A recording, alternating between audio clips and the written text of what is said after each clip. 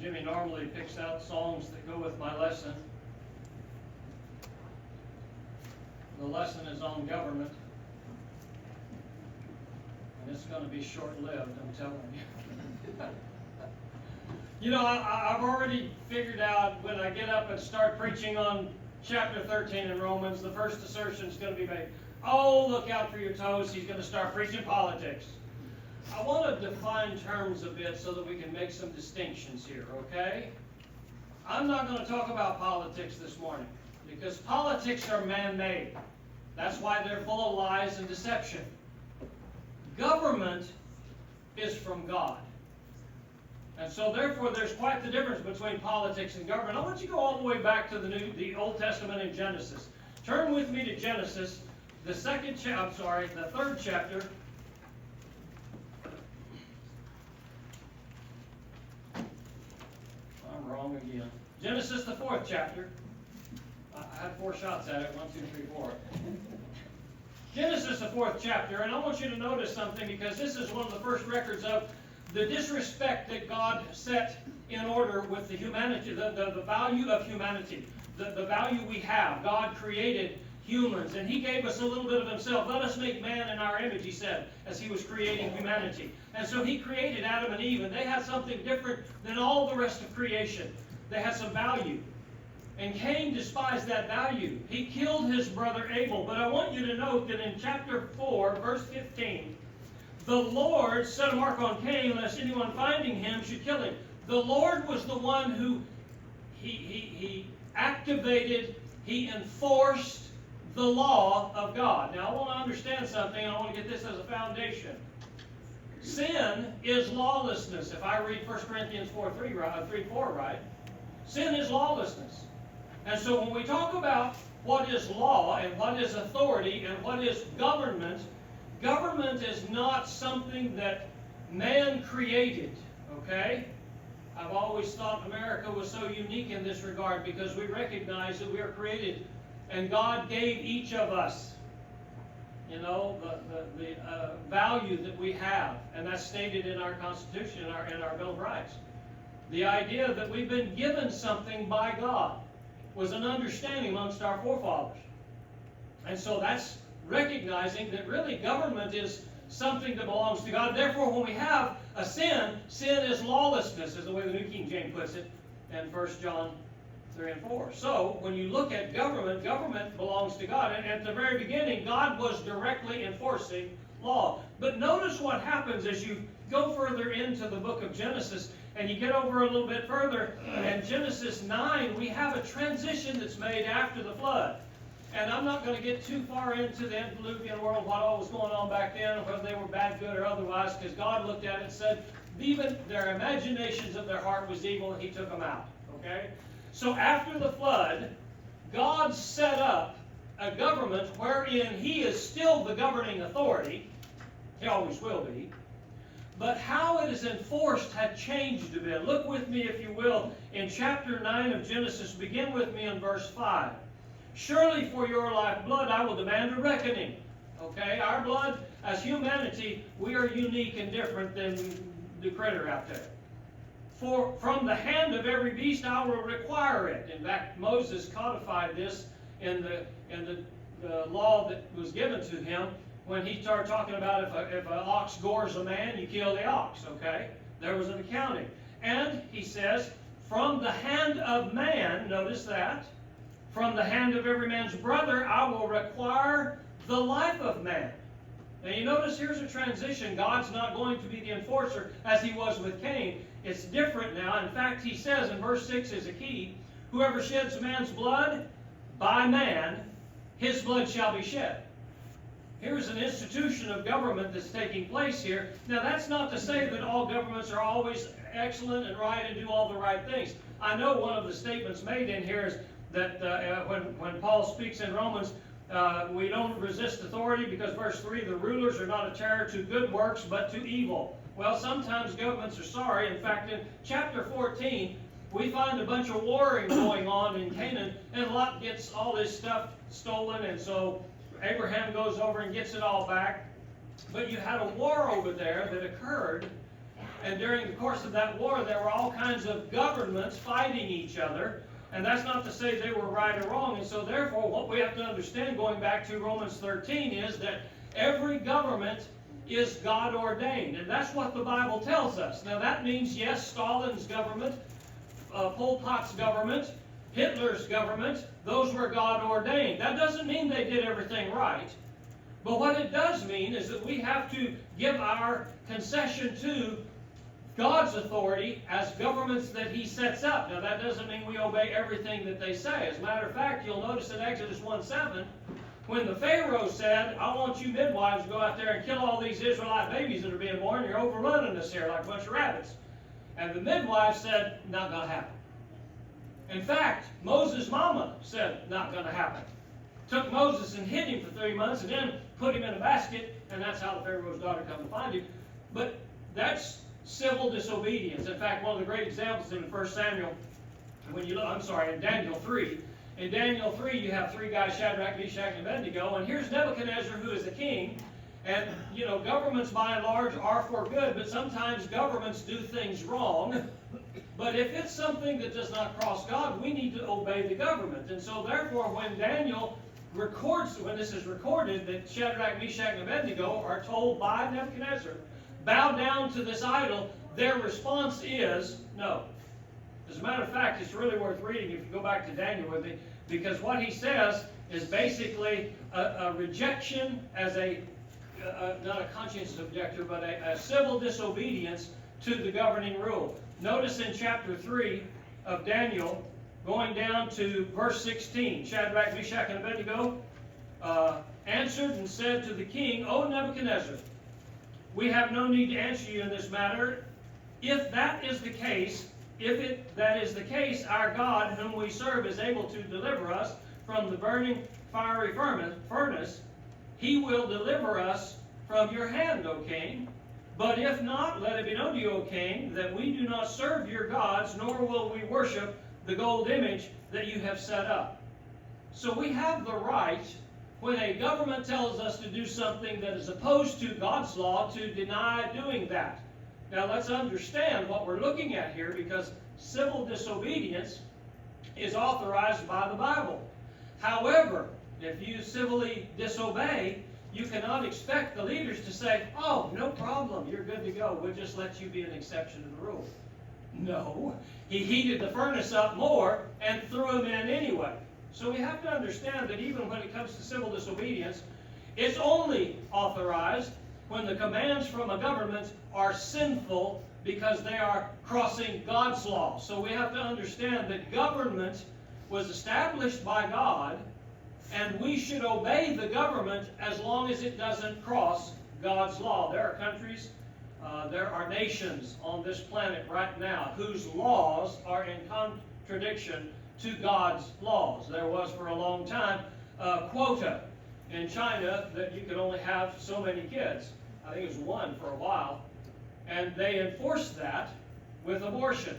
Well, that's where I encourage a woman to be like Moses' mama and take off and hide and have that baby anyway, because killing an unborn child is not authorized. As a matter of fact, you can go back to the Old Testament and it talks about how men in Mosaic law were responsible for enacting the law, for enforcing the law. If you look in Exodus 21, a great passage about how God, through Moses, was telling the children of Israel, this is how you're going to enforce law, okay?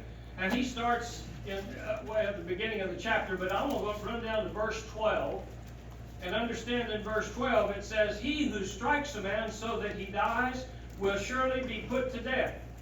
Well, that was the job of those who were to enforce the law. They would come before Moses or one of his staff, and they would determine whether or not the death penalty was warranted, and so therefore, once it was warranted, that would happen. As a matter of fact, just as a side note, and I love to chase these little rabbits, but in verse 16, people talk about the Bible justifying slavery. It's because they haven't read their Bible, folks. Okay, if you got in debt, you couldn't pay your debt off, yeah, you go take yourself and your wife and your kids and you pay off your debt. So there wasn't any chapter 9 or 12 or 11 or whatever chapter it is says, oops, my bad, walk away from a debt. No, you paid your debt.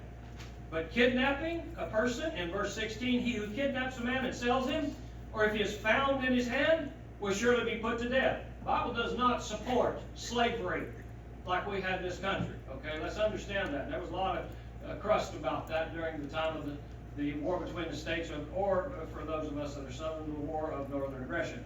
But anyway, it's also interesting too, if you go further, in verse 22, that life and the value of it is defined quite well. If men fight, and hurt a woman with child. I didn't say with fetus, okay? The woman who has within her the life that is growing within her is defined as a child. And if she gives birth prematurely, yet no harm follows, he shall surely be punished according to the woman's husband imposes on him. He shall pay as the judge determines. But if any harm follows, if that child is hurt or dead, then you shall give life for life, eye for eye. That child is a person, and it has the same right to be under the law that started in Genesis 9:6, continues through Exodus, and now goes all the way into Romans. We understand a lot of these things that I'm taking here and giving as illustration are from the Old Testament. But what does the New Testament say concerning our government? Well, number one, look at verse 1 in chapter 13 of Romans.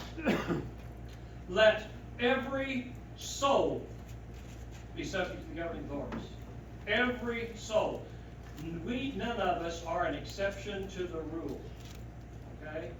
Every one of us have, and by the way, in this Roman epistle, Paul is speaking to Christians. Okay? And I'm going to punchline this later on with the idea that we have an influence in our community, and one of the ways that we influence our community is showing, even when we don't agree with the government. Okay? But particularly when we don't agree with the government on rules of expediency, things that I just don't like. I can't tell you how many things I could list for you, and I bet you could too, of things the government says we have to do, and we don't like them. But you know what? If it's not against God, we need to follow them. You know, for a long time there was a helmet law for motorcycles. Being a motorcyclist, this is very close to my heart. There was a helmet law. You had to wear a helmet. You know, my theory is it ought to be kind of one of those laws that gets rid of the dummies. I don't mean any offense, but if you're riding down the road at 75 miles an hour and you don't have a helmet on, I can guarantee you when you hit the pavement, it's going to be ugly. And so those who are not smart, they will be thinned out eventually because they're not wearing a helmet. I think it's in a lot of ways it's like that. Now, I don't like the fact that the government mandates that I will wear a helmet. I think I ought to wear one because I'm smart. And that's the way I ought to do it. I ought to wear it when I'm going on a trip somewhere, because if I have an accident, I will protect my head. The rest of my body is already shot. Jimmy knows that. You know, so okay, let that go. But my head will need to protect. But you know, it's the same thing with a lot of laws. Seatbelts. People hate seatbelts. People hate going the speed limit. I know guys coming down these roads on Gentry, I have determined that the speed limit in Hamilton is 30 miles an hour on these back roads. And nobody pays attention to it, at least not on Gentry.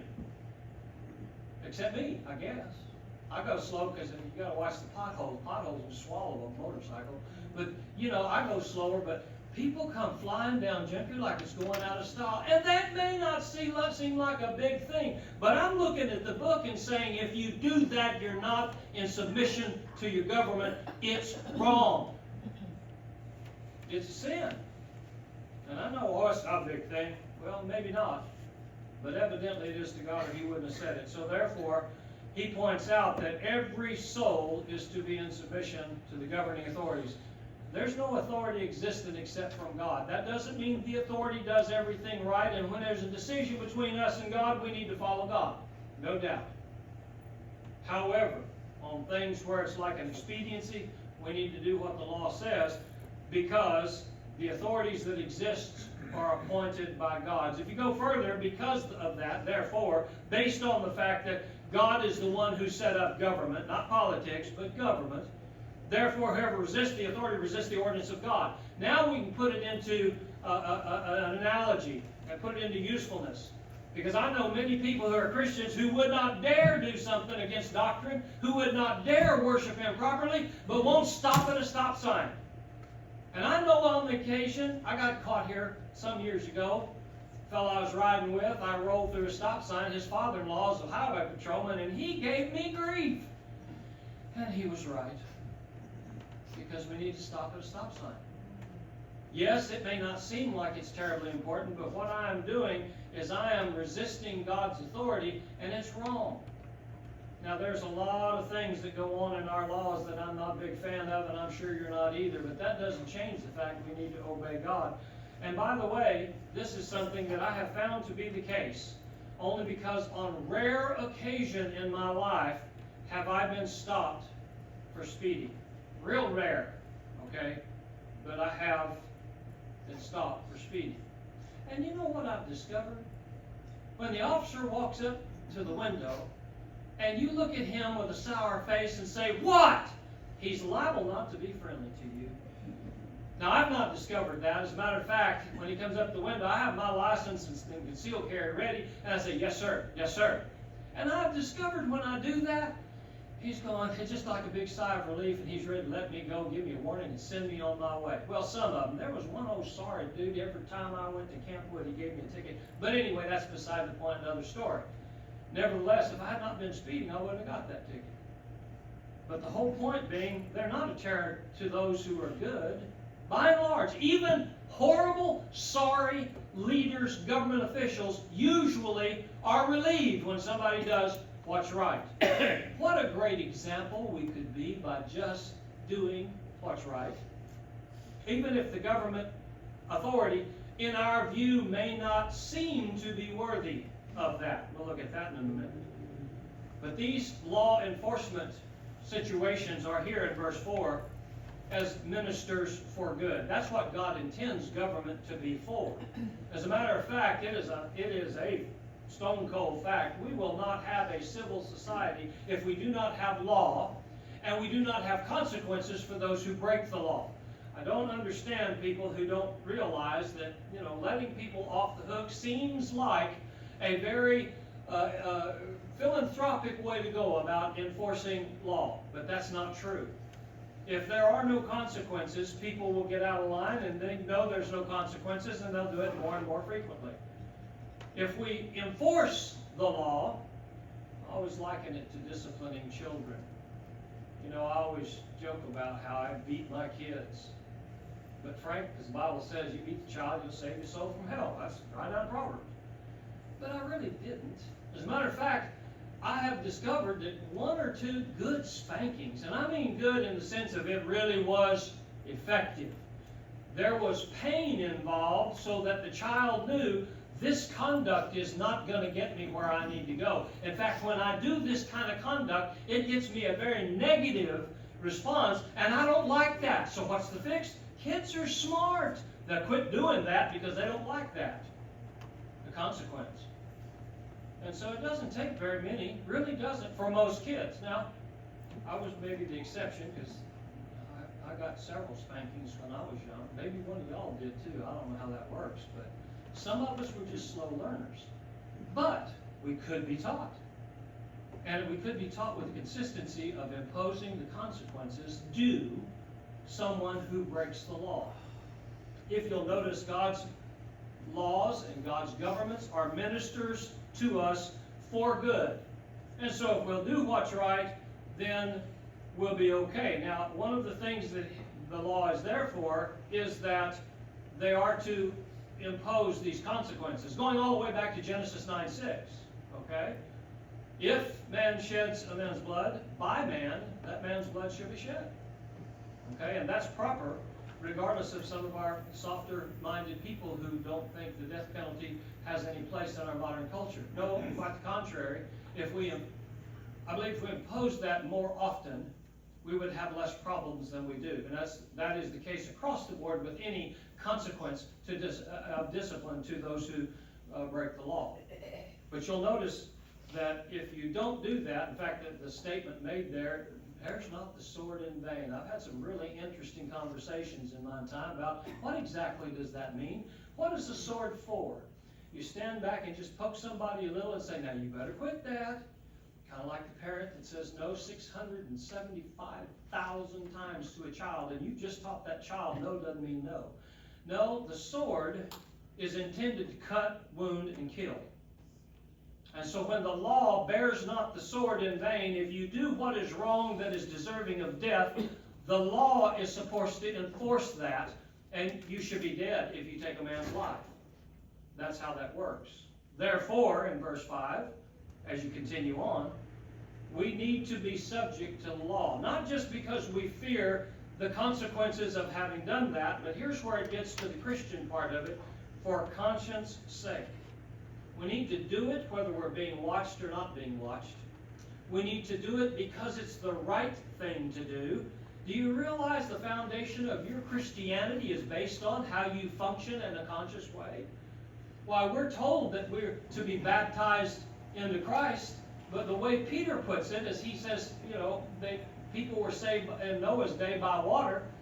The like manner whereunto you're also saved nowadays in the same way, by water. And what is the parenthetical statement in that verse in 1 Peter 3:21? Answer of a good conscience. The very foundation of your Christianity has to do with my knowing what I'm doing is what God wants me to do, and that's why I'm doing it. Not because I fear hell, but because I want to go to heaven. Those two different things. It's the same way with the laws of the land. And it makes it harder because God's laws are always perfect and right, and man's laws are not. But nevertheless, we need to obey man's laws. We also, and I think it's ironic in verse 6, of all the things that Paul could have referenced about our obeying the laws, why did he pick taxes? You reckon taxes was just as unpopular then as it is now? I bet it was. As a matter of fact, in a conclusion to this lesson, I want to go over and look at something that's stated, because we're supposed to give due in verse 7, render therefore to all their dues. Taxes to whom taxes, custom to whom custom, fear to fear, honor to whom honor is due. I want you to notice as we close this lesson in Matthew 17. Matthew 17, there is an interesting foundation for how government really ought to collect taxes, by the way, and this is just going to be on the side, another one, but I think it's interesting.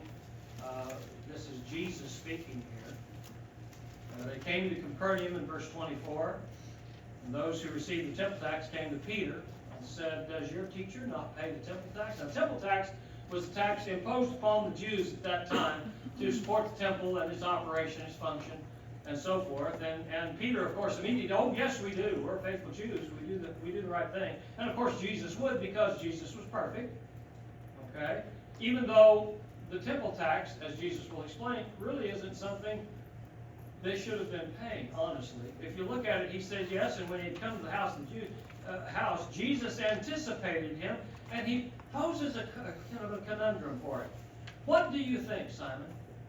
From whom do the kings of the earth take customs or taxes?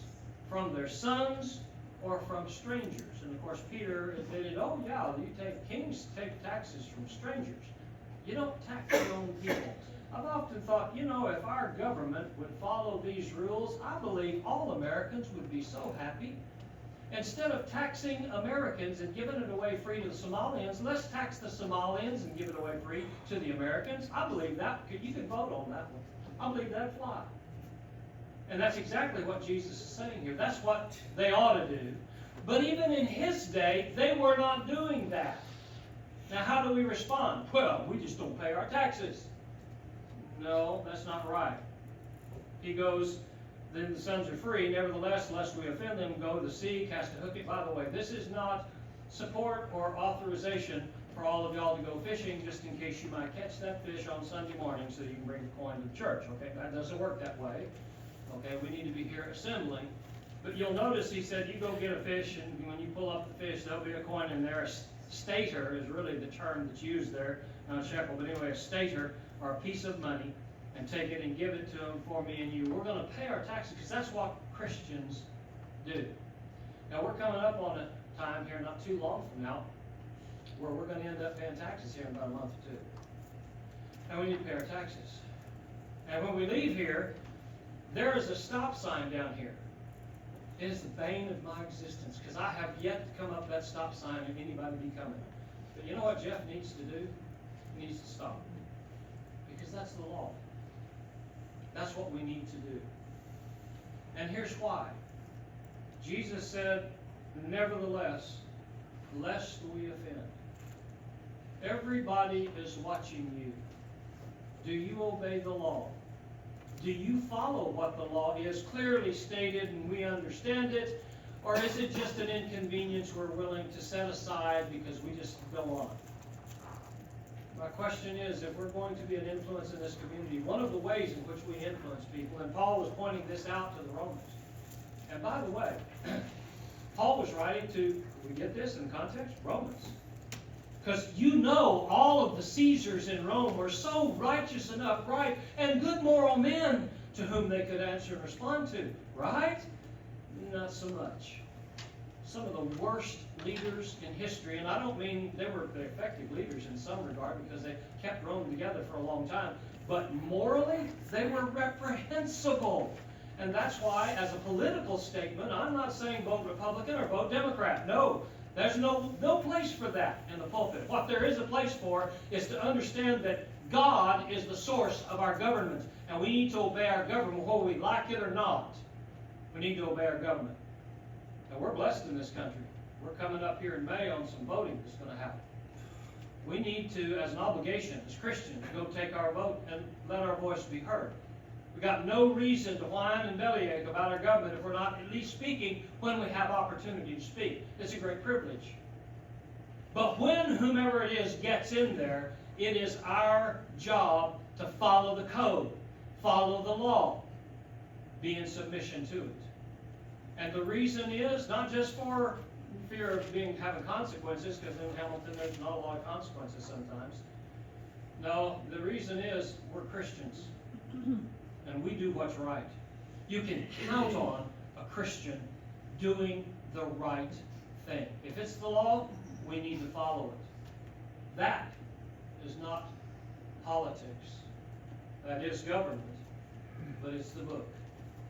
Now, it works the same way. In fact, I understand why there are so much division and diversity in religion these days, because look at the human laws, and they're imperfect, and people don't follow them. It is just almost expected that when you get into a church building, let's all vote on what we want to do, and let's just do whatever we want to do. And that's not how it works. As a matter of fact, it's much more stringent. In our country, we get to vote.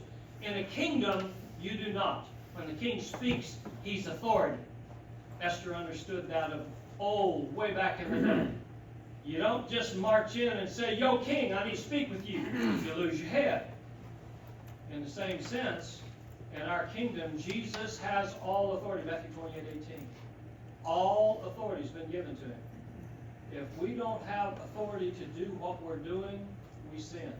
Paul, by inspiration, is speaking on behalf of Jesus when he tells us we need to submit ourselves and subject ourselves to the law. We need to do that, and I would encourage you to do so. If you're not a Christian this morning, the law of God is clear, very plain. And the consequences are way beyond the sword that our physical civil law bears not in vain. Now, the consequences of disobeying God on a permanent, eternal level is forever being rejected by him in outer darkness. And it's defined in such graphic terms. There's gritting and gnawing of teeth. There's ugliness, there's darkness. It's just all the descriptions of what. That's something not worth not doing some little thing that God says we ought to be doing. If God tells us to do it, we need to follow his law. Because sin is lawlessness. It's forsaking the law of God. If you're not a Christian, you need to be one. If you don't know how, ask someone near you. They will tell you. Christians here know why we belong to God. And we have submitted ourselves to Christ, who has all authority. If you've not done that, you need to do it this morning as we stand together to sing.